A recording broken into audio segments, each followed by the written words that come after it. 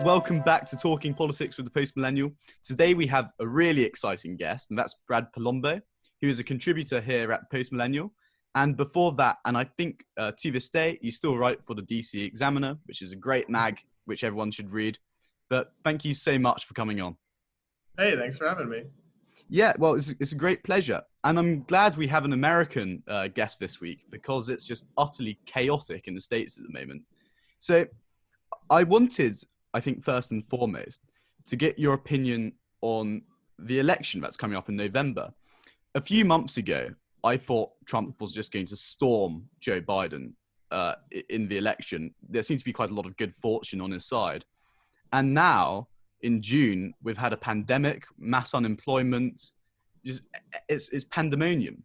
So has this made a Biden White House all but inevitable?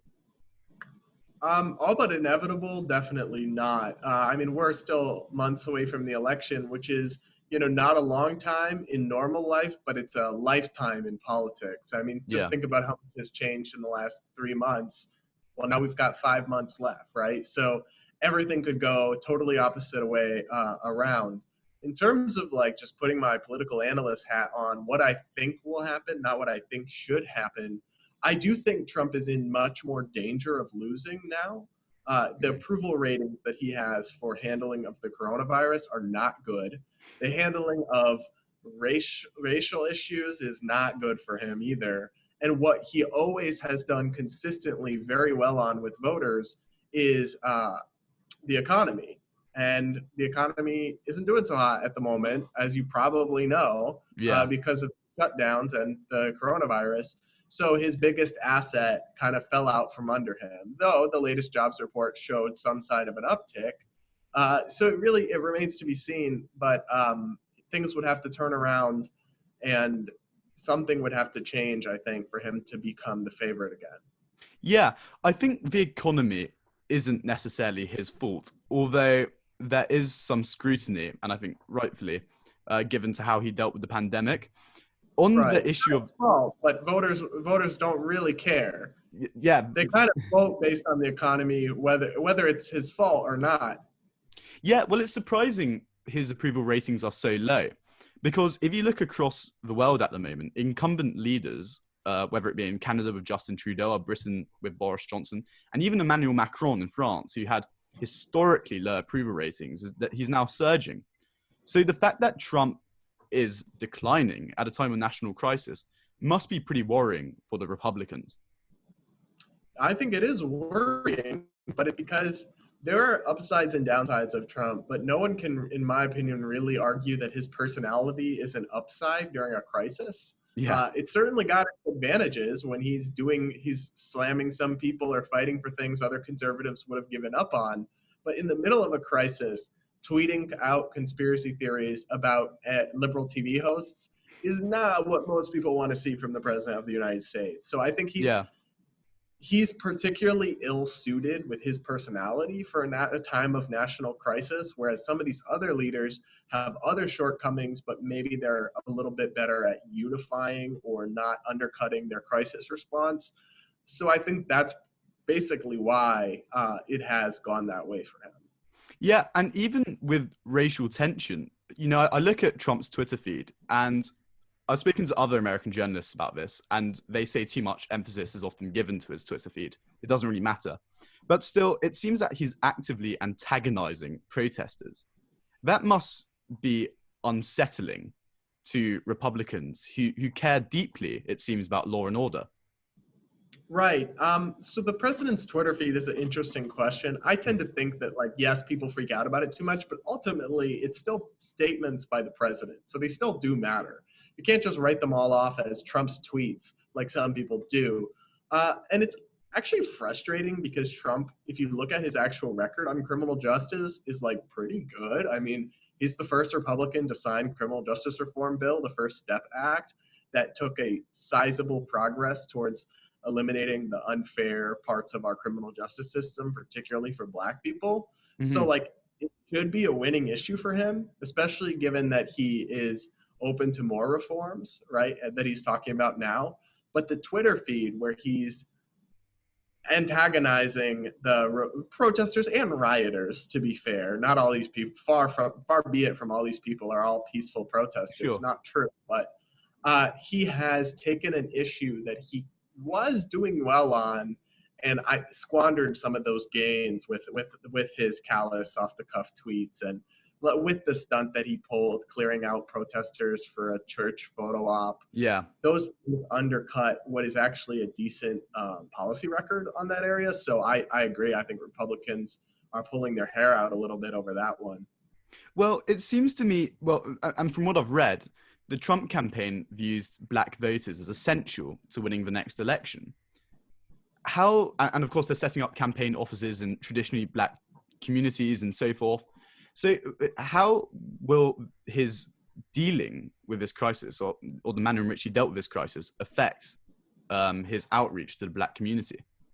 Well, it's interesting because they really have made a concentrated pitch for black voters. And that's like sadly kind of new from a Republican president. I mean, if he even got 20% of the black vote, he wins in a landslide. That's just Yeah. how the nature of our electoral politics works here in the United States. It's an important coalition, but it's always just gone so heavily Democrat. If he could even get 1 in 5, that would make him a shoo-in. And so he is making that pitch. It's an interesting question of how this will all play into it, because it could almost actually help him in a way. All the businesses that were burned down in these riots, not all, I'm sorry, but many, if not most, were owned by black people or other minorities. Yeah. A lot of the economic harm during the coronavirus crisis has hit minority communities. And meanwhile, you have Democrats kneeling to the Black Lives Matter movement, supporting abolish the police. Those things, a lot of black people, I'm obviously not black, but I have to think from their perspective. If their business was just burned down or their neighborhood was just in a riot, that they might go to the law and order candidate, or at least enough of them who, especially because he has signed the criminal justice reform, whereas Joe Biden was the architect of the 1994 crime bill that put racist penalties into the law that punished black people disproportionately compared to white people. So Joe Biden has a lot of support in the black community, but he actually has a questionable record on some of those issues. Whereas in such chaos, I don't know, maybe some black voters could go for that law and order pitch. Yeah, well, a lot of articles have been written about Joe Biden's supposed relationship with black voters. Do you think that's at all overstated, or is this sort of inexplicable relationship going to carry him to victory? I don't think it's overstated. It's a very real relationship, and we saw it in the Democratic primaries. I don't think it's invulnerable, though, and I think that it will really depend on how. I mean, he has AOC on one of his advisory commissions, and it really depends on how closely Republicans can tie Joe Biden to the radicals, the abolish police people, the Antifa just means anti-fascist people, right? If they can, and Joe Biden doesn't actually believe those things, but he is in a coalition politically with people who do believe those things. And it's basically going to be a test of to what extent can Republicans tie Joe Biden to some of the more crazy things that would be alienating to those voters. Yeah. And another question about Biden. And again, I think probably far too much has been said on this already, particularly from the Trump campaign. But there has been footage of him seeming to be just totally lost, or losing his place in his statements, or just being senile, I would say. Do you think he is losing his cognitive ability here, or is that just effective political messaging? Yeah, so I would be careful of making any sort of medical claim. Like personally, I wouldn't say senile or losing cognitive ability. That's almost like a medical assertion, so I can't really say that. What I can say is he is very old, and he has looked very old throughout this entire campaign. I mean, whether it's flubbing his words or, like you said, there's been so many gaffes, it's too many to count. He was always kind of a gaffy guy who would make a lot of these flubs, but it's really bad, and sometimes he does just look lost.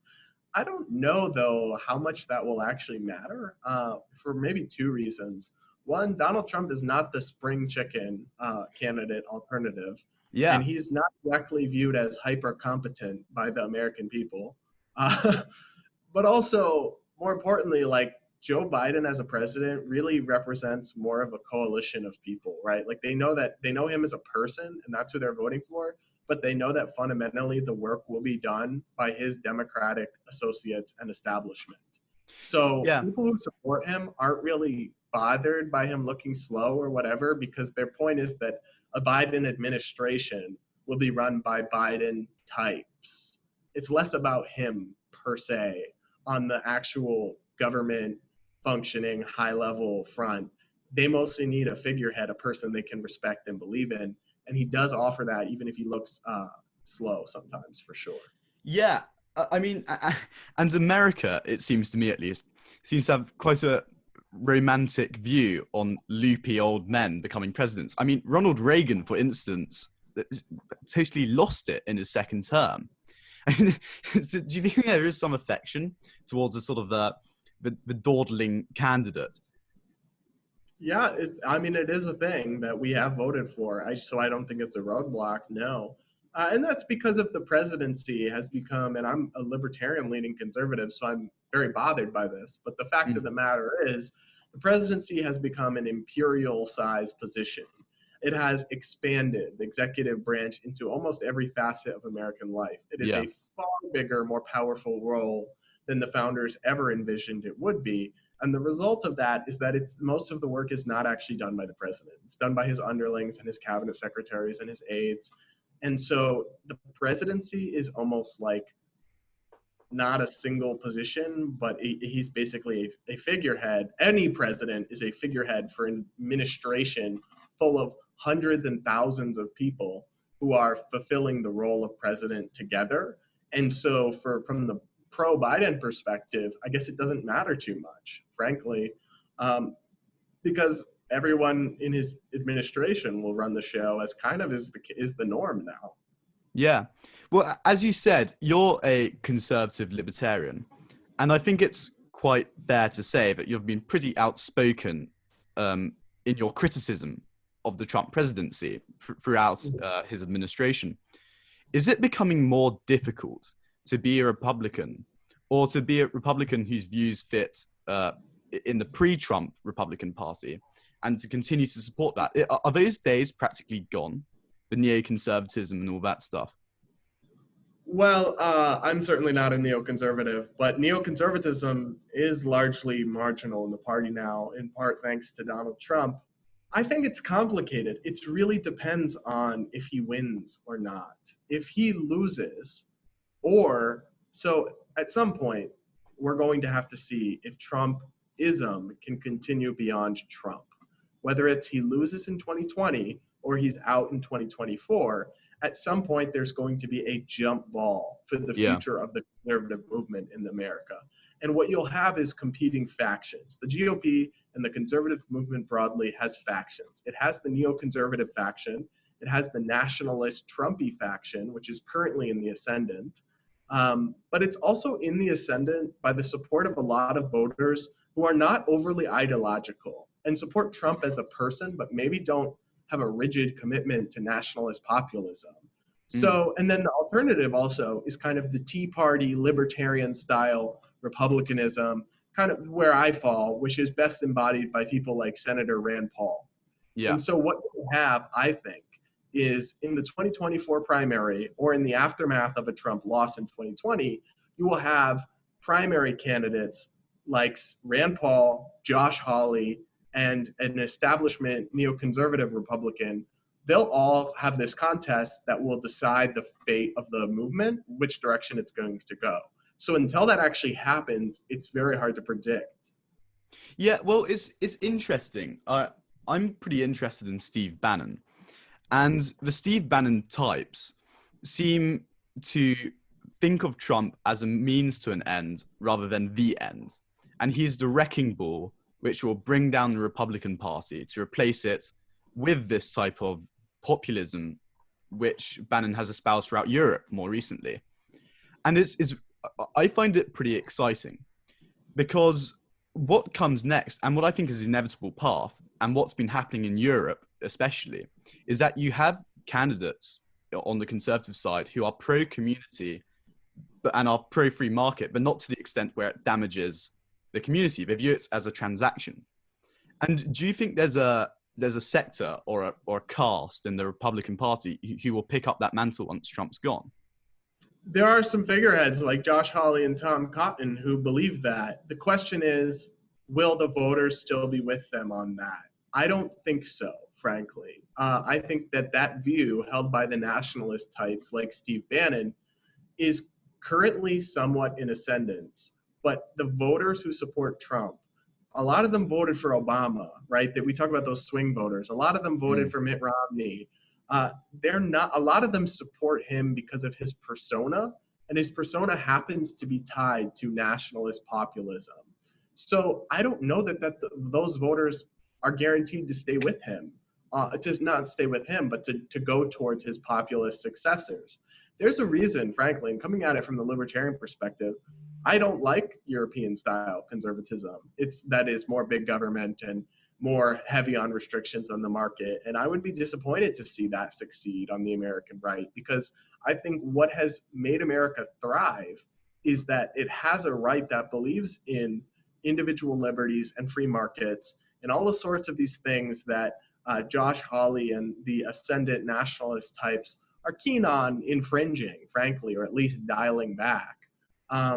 Whether it's regulating big tech and accidentally killing innovation in the process, or it's trade wars with China that make American taxpayers poorer.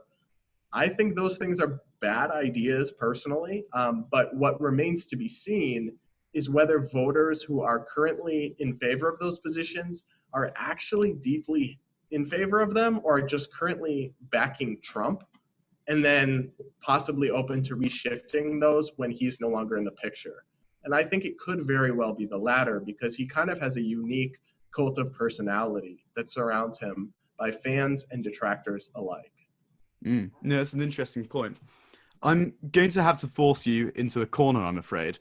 And it's something which I'd quite like to know. And to my shame, I don't know a huge amount about American politics.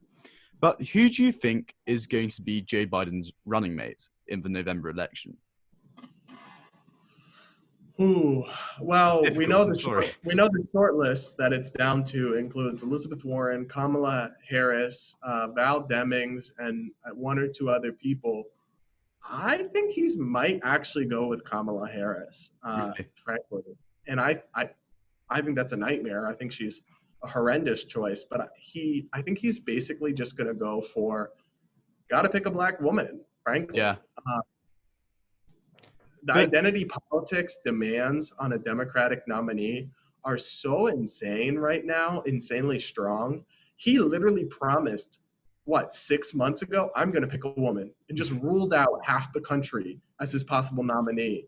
Yeah. And he didn't say it has to be a black woman, but he hinted at it many times. So he's basically tied his train to this identity politics crowd that dominates the Democratic Party's base, but isn't very popular among the public at large, identity politics and political correctness, but it is popular among the core Democrat base. And he has to, I think, just give in to them and pick the wokest possible VP, and that's going to probably be Kamala, even though she brings a lot of baggage to the table. Yeah, well, it seems to me that would be a pretty poor choice because she's really disliked amongst pretty much the entire American population. And so yeah, I think he's totally shooting himself in the foot, but he really has limited himself, like you said. He could also pick Elizabeth Warren, and that sort of helps him appeal to the more left-wing voters who don't love his moderate economic views or somewhat moderate, the Bernie bros, right? She's more up their alley. But then you lose the identity politics people because they're like, wow, an all-white ticket in 2020, can you believe? But also Elizabeth Warren is like an extremely negatively viewed politician. Yeah. She's never won an election other than Massachusetts, which I'm from Massachusetts. You can't find a bluer state. So this idea that she has any crossover appeal, people view her as an out of touch, liberal Harvard professor, which is what she was, who looks down at them as ignorant because they're not a leftist like her. And I think she would also be a very bad pick, frankly. So I don't think he's going to have a ton of great options at this point. Yeah. Okay, so into the final sort of sector of the podcast here, and I'm afraid it's totally self-serving, so you must forgive me. But I'm always interested to hear how other journalists or politicians from outside of Canada think about Canada, or indeed Canada's leadership. So how is Prime Minister Justin Trudeau viewed by the Republicans, or at least Republican supporters in the US? Is he totally scoffed at? I frankly don't know a ton about him, and I don't think most Americans do. But what we do Yeah, know, the two things, like if I just think of Justin Trudeau, the two things that come to mind are blackface and being a woke panderer who virtue signals, and then his super anti-gun legislation. Those are the two first things that come to mind. So I definitely view him negatively, though I don't know a ton about his administration or anything. mm, I think that sentiment is probably widely held among the American right, especially given Trudeau's clashes with Trump. He yeah, really came off as like a very like and not anti-American, but very like a posh liberal. He seems like he would have fit in with like AOC and that crowd here. So I God, don't think that he's going probably not very widely loved in the yeah. Republican Party. But I'm hazarding a guess there. Well, it's one dinner party I wouldn't want to go to is with AOC and Justin Trudeau. But it's interesting that some of the greatest successes of the Trump administration, for instance, negotiating NAFTA, have come as a result of Justin Trudeau. And so, although I think there's some mockery on the right, and that, as you said, blackface and the sort of gun legislation comes to mind, um, I think they use them as a sort of a useful asset in a way, because I mean, he's pretty weak, and you can sort of exert policy over him, no matter. And of course, Canada isn't particularly large, but it speaks volumes to me that Americans are just totally uninterested about him, and do sort of Yeah, they don't really there's a care. big fascination in Canada with American politics, but there's a very minimal interest in America about Canadian politics. Yeah, Uh, and I think that kind of tells you there what the dynamic is. yeah. No, it's a terrible shame. Maybe one day, who knows? But anyway, Brad, thank you so much for coming on. I really, really do appreciate it. Thanks for your time, and hopefully we'll have you on again. Yeah, thanks for having me. Perfect.